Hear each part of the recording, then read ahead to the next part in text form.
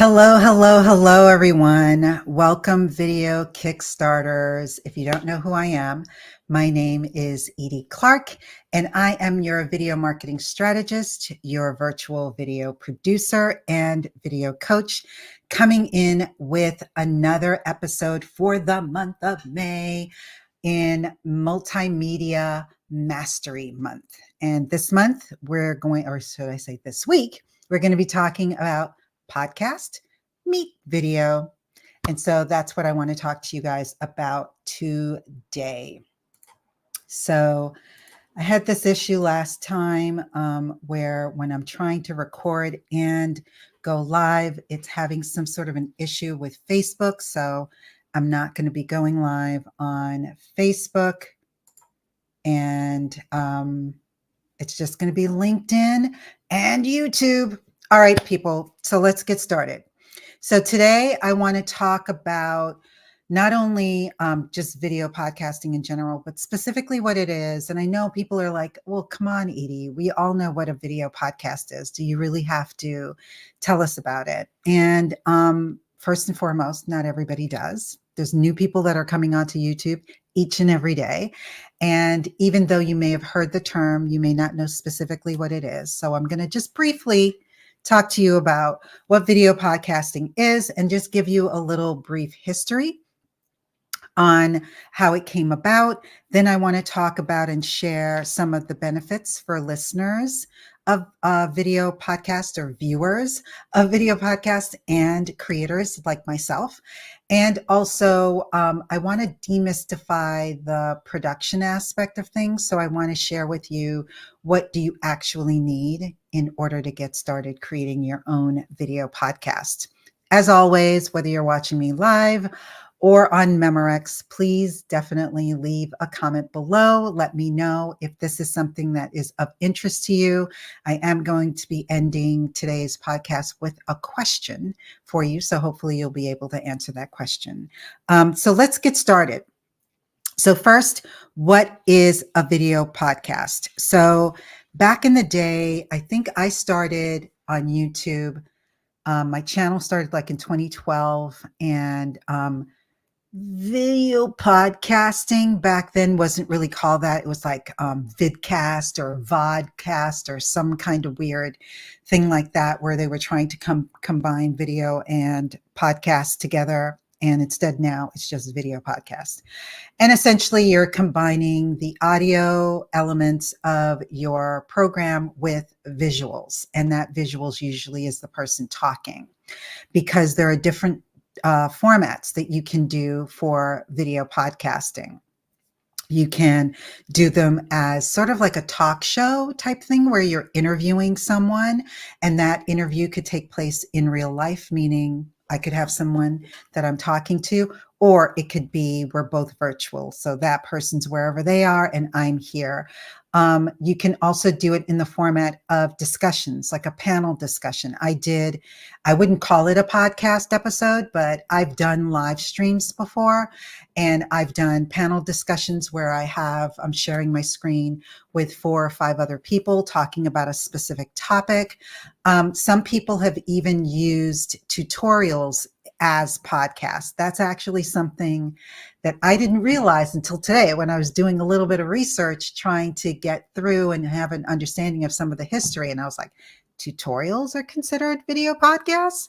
So, or even reviews. If somebody is reviewing a topic, whether it's of any kind of iteration of things, it could be a tool, it could be a software, it could be a movie.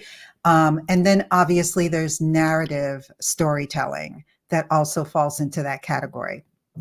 And then the aspect of it that's visual is that it's either a live recording like I'm doing now, or it could be a pre-recorded video, or you're maybe demonstrating something for the audience. So there's a wide variety of different ways that you can create video podcasts. But I also wanted to share with you a little bit of the background or the history of video podcasting. So like I mentioned, when I first started, video podcasting was not very prevalent.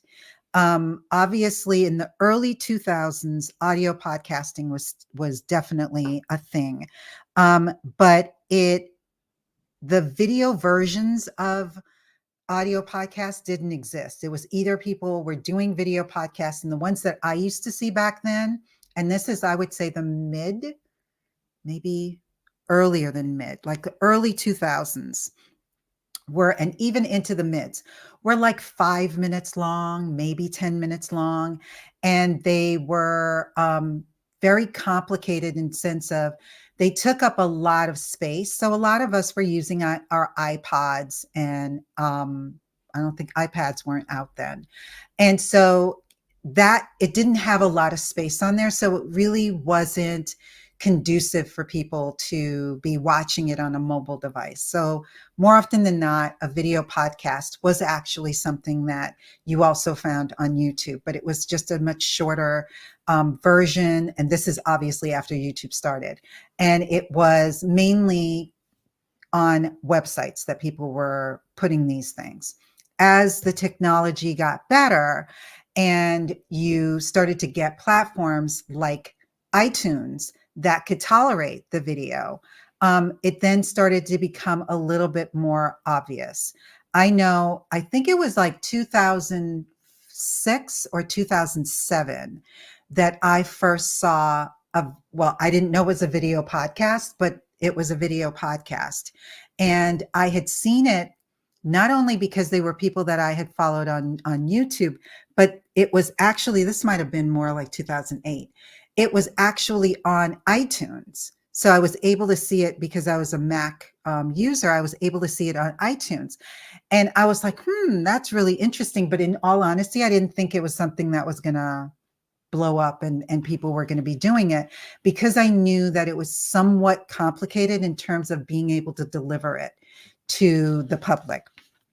As the years went on, it got much more easier for people to be able to share their video content with you. So you then had the blow up of YouTube, because YouTube started 2005, 2006. People weren't really taking it seriously until about 2010, maybe 2009. And then by the teens, people were really like understanding the impact that YouTube could have. So by then, people that were doing audio podcasts were now putting and repurposing their video podcasts on YouTube, but they were just having like the cover art. That was what it was considered as a video podcast. So you were able to listen to it, but you weren't able to see anybody. And as time progressed, people then started to use different mechanisms and tools in order to create their audio podcast, which also allowed them to create a video podcast. So people that started using Zoom or other tools like that were initially taking the audio and just using the audio only, and then realized that, oh, wait, I can put the entire video on YouTube. And that then led to, SEO and being able to optimize the content and things of that nature. So as technology progressed, as it got easier for you to consume the videos on your mobile devices, it also got easier because you were using new technology that was allowing you to create the video podcasts. So that's kind of the evolution of how things certainly shifted. And it then grew and grew and grew. And then last year, video podcasting, I think, sort of exploded when YouTube started to focus a little bit more on podcasts, giving it its own landing page. And a lot of podcasters were blowing up on YouTube. And then people started to recognize that you could literally only do video podcasting, and you could have a very sound and very profitable business if you did the right kind of video podcast. So next, I want to go into some of the benefits for listeners/viewers, or maybe viewers more so than listeners, and then also for creators. So one of the key benefits, I think, for viewers is the ability to see the people that you're talking or that's talking to you. And so I know through just all of the years of me being on camera and then having, more importantly, video calls, um, you get to really understand the mood and the vibe of people by visually seeing them. In some, to a certain degree, you can through the audio of their voice, but unless you're like truly an auditory savant, I don't think you're really going to be able to get the essence of what somebody is saying unless you actually see them. And one of the things, and certainly since COVID, a lot of people are now doing more video calls and they're doing more things on video that is allowing us to very much easily see what a person is hopefully feeling or conveying. One of the things that I used is a book called Read the Zoom by Melinda Marcus. I was introduced to Melinda late last year, and this book has been a lifesaver for me in terms of me being able to interpret when I'm on video calls how somebody is receiving the information that I'm sending out, either through me visually because of things I may do or whatever it is that I'm saying. So I'm not an affiliate for this, but I believe you can get this book on Amazon, but it is really good.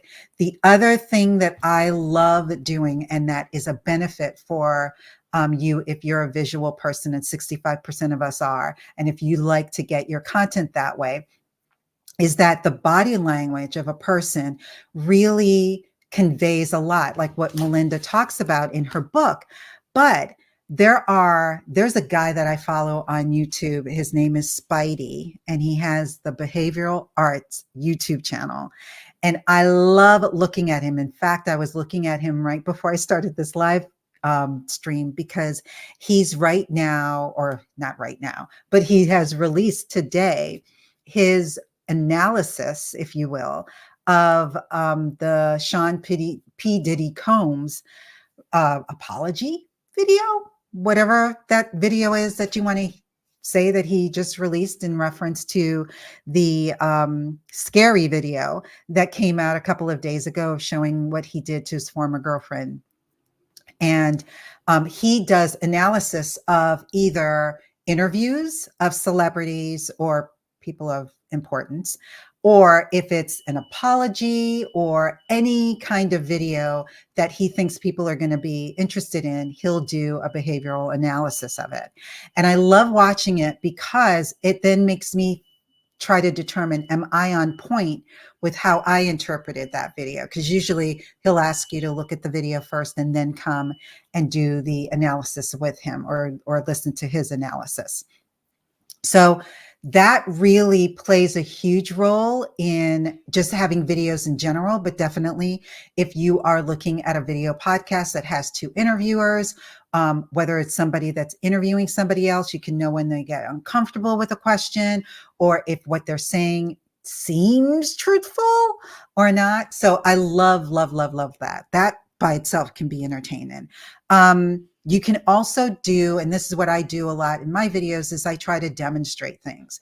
And I never really used to consider tutorials as podcasts because I never sort of organized them in that manner. But those could be tutorials, and that also lends itself well to being able to educate your audience. Thirdly, you're able to really get to know the host or the person that is communicating, because you get to understand their style and what they're talking about. And particularly if this works with anybody that's talking about like life coaching or even about politics, you get to understand what their belief system is. And obviously, if it's in sync with yours, you're going to want to follow them. So the benefits for creators, for us who are actually creating it, is if we are doing video and audio, we're able to expand our reach a lot further. Obviously, if you just had an audio podcast, and even if you repurpose that audio podcast on YouTube with just a still image, I don't think it's going to do as well as an actual interview or you talking to the camera, because people can definitely get more from you. And then also, if you're able to bring in B-roll or supplemental footage to tell your story a little bit clearer, then that's going to play well than just looking at a static image with audio on the background. So that's definitely one. It creates an opportunity for podcasting specifically for sponsors to be willing or more willing to want to sponsor your content, either because you're talking about something that they're an expert in. So if I'm talking, for example, about video podcasting and I want to feature a tool that you can use for that, that would be something that would make sense for a sponsor to want to sponsor me on, as opposed, not to say that you can't get sponsors for audio, but I think visual definitely is going to enhance and broaden your horizons when it comes to being able to do sponsors. And then also, the other reason that I find really, really good for video podcasting is the ability to repurpose it in a much more meaningful manner, similar to what I've said before, where you're able to see the clips for a person. I would sooner look at a short that is an interview of someone asking somebody else a question, or that person just answering a question, as opposed to just seeing a static image and then a waveform and hearing them. Obviously, that was the old school way of repurposing your audio podcast. And now the new school way is to actually show a visual clip from the visual podcast. So finally, what I want to share with you is, how can you get started doing video podcasting without getting all mixed up in your head about, oh, I need to have professional this, that, or the other. We can use some really simple and easy tools. One, you can use your webcam. Pretty much everybody post-COVID has a webcam. So definitely incorporate doing that. If you're going to just do like what I'm doing, I actually also didn't realize that live streaming could be considered a podcast if you organize it in a way that makes it serial. And that's actually what I've been doing all this year. But I was just like, okay, I'm live streaming. My commitment is I'm going to live stream every Wednesday. Started out at 1. Now I'm doing it at 2 p.m. And every month is a different theme. So I'm not necessarily talking about one whole theme for the entire year, but it's every month I'm doing a different theme. This month is multimedia marketing. So I could turn these into a podcast if I wanted. It would be a video podcast, but I could strip the audio and put that on Spotify or iTunes or all the other ones. But it never even occurred to me, because it wasn't until I started doing the research for this that they were saying you could do live recordings as a podcast. And I'm like, I didn't think of that, and I'm hopefully educating and informing you along the way. So you can use your webcam, definitely. You need to have a microphone. I have an external microphone. It's an Audio Technica AT2020. It's not the only microphone that you can use. It is advised that you use an external USB microphone, as opposed to one that goes into the headphone jack. And then you need to deal with lighting. If you are in a well-lit room, whether that's through natural light or through fluorescent light, and you look decent, that is enough. It's imperative, however, the person that you're interviewing, that they try to make themselves look as presentable as possible. I always recommend that when you are using a camera, and whether you're talking to yourself like I am, or if you're talking to someone else, try to avoid looking at the screen the entire time, particularly when you're interviewing someone. It's really easy to just naturally look down at your screen as opposed to looking at the camera. I'm looking at the camera because I want the viewers, whether they're looking at this live or they're watching this on replay, to see that I am speaking to them. And so you want to do that even if you're doing an interview. You really want to make sure that you're watching that camera and that your guest, or guests, plural, are looking at the camera when they're speaking. It's okay when you're listening to look down, but when you're speaking, it's best if you are looking directly at the camera. So the lighting, like I mentioned, can be natural light. It can be fluorescent light as long as you look good. I happen to have a softbox light looking at me this way, and then I have a ring light that's sort of shining down this way to lighten up the room a little bit. And then I have another light that's off looking in that direction to the corner of my desk. Next, how are you going to record your live streams? Or not your live streams, your podcast. Well, you can use simple things like Zoom. A lot of people tend to use Zoom, and in the past, just stripped the audio from it and then sent the video to Never Never Land, I guess. So you can use Zoom. It isn't my top preference. I would use a tool similar to what I'm using, or to this exact tool that I'm using right now, which is StreamYard. You can use its cousin or competition, Restream. You can use a tool like Riverside. I tried using Riverside last month as a live streamer. I did not care for it, but I've heard that it's really good if you want to use it for podcast recording. But there are a plethora of other tools. Descript is now, they've partnered with, and it escapes me who they've partnered with, that now allows you to record your podcast. And then obviously any of you that are familiar with Descript knows that it is a tool that was originally created to edit podcasts. So there are a plethora of tools that are out there that you can use to record yourself. Always think of what is your budget. All of these range roughly around the same amount. They start in the teens per month and is based on what's the output that you want. If you want to have a high definition 1080p individual speaker recording downloaded, then you're going to have to pay more than if you're just willing to go live, and what you get is what you get. And so I prefer tools like StreamYard and Restream, because if you have multiple interviewees that you're interviewing, or if you're sharing a screen, which sometimes I am, you can do all of that from within Restream and StreamYard. You don't have to worry about then editing it in a separate platform and then uploading it to where you need it to go. So that's what I would do. And so with regards to editing, like I mentioned, I would use either StreamYard or Restream.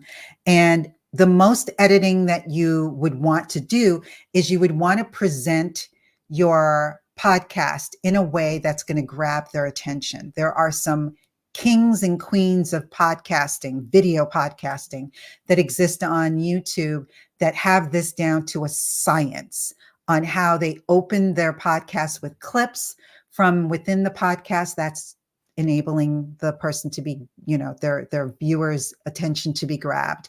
And then it goes into a slight little opening, welcoming their viewers, and then it goes into the podcast. More often than not, this is interviews, but you can do this with narrative storytelling. You can do this with a panel discussion. You can do this under any circumstances that you want. When you're doing live streaming, and it's going live, like for me, for example, I can't open with clips of what I'm going to be talking about. I can certainly try to open with an attention grabbing question or statement or something like that, and then go into my broadcast. But it's hard for me to edit while I'm doing this live, even though there is a tool that I think on YouTube Live, they were doing things where you could sort of edit clips after the fact, but I don't know if that even still exists anymore.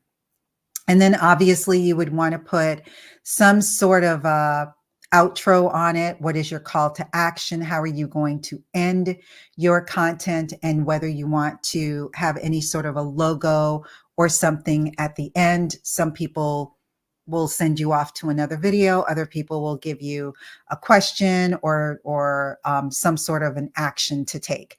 And so that brings me to my call to action at the end. And that's a question that I have for you. So, if you're considering starting a video podcast, what technical hurdle are you most worried about overcoming?